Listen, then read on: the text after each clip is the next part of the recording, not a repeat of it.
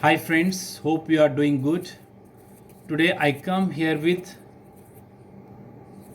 keywords of GST part 4. Up to part 3 I have already explained in my previous videos. If you want to see, I have given a link in the description of this video. Now thought of the day. A small positive thought in the morning can change your entire outcome of the day. Now, current news about GST. During lockdown period, many traders create fake companies and issued bogus bill about 118 crores. Government has extended the date one-time settlement claims pending against GST by 30th of September 2020. 90% drop in GST collection by state and 45,000 crore to 50,000 crore collected by center, whereas earlier it was 1 lakh crore. Last but not least, CBIC, Central Board of Indirect Taxes and Custom, has given big lift to MSME companies.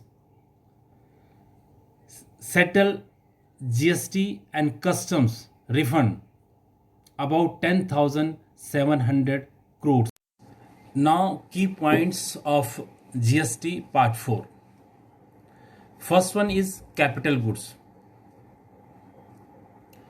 Means the goods the value of which is capitalized in the books of the accounts of the person. Claiming input tax credit which are used or intended to be used in the course or furtherance of business.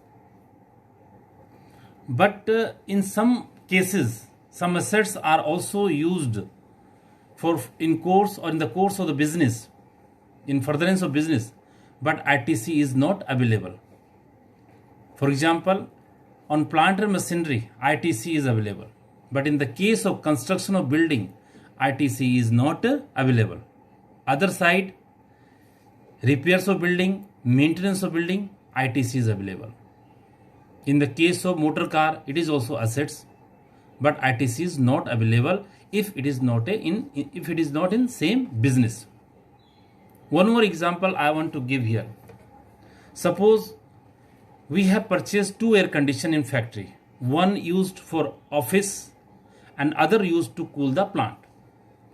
Assessing officer may deny the ITC on the air conditioner used in office. Another side, air conditioner used in plant, ITC is available on that. Sometime furnitures, office furniture, ITC is not available.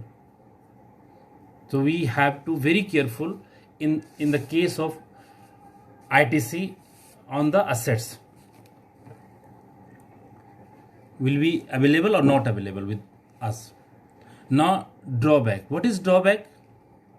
Where the manufacture goods in India and export it. In that case, whatever the duty, cess, tax paid by him on importing the inputs and manufactures goods, that duty, tax and cess remitted by the government due to export. Now third one is exempt supply. Exempt supply of services and goods are attract nil rate of tax. It's called exempt supply. Fourth one is fixed establishment. A place other than a registered place of business. but GST is leviable on supply of goods and services. Now, fifth one is manufacturing. What is manufacturing? During the process of raw material or inputs that result in emergence of new product having a distinct name, character and use called manufacturing. Now, principal place of business.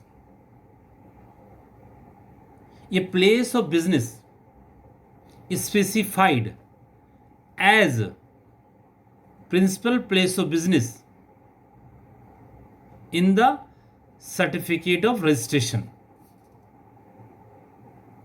In the registration certificate called a principal place of business.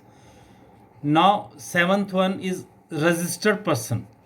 Who is a registered person? A person registered under section 25 but not having a unique identification number.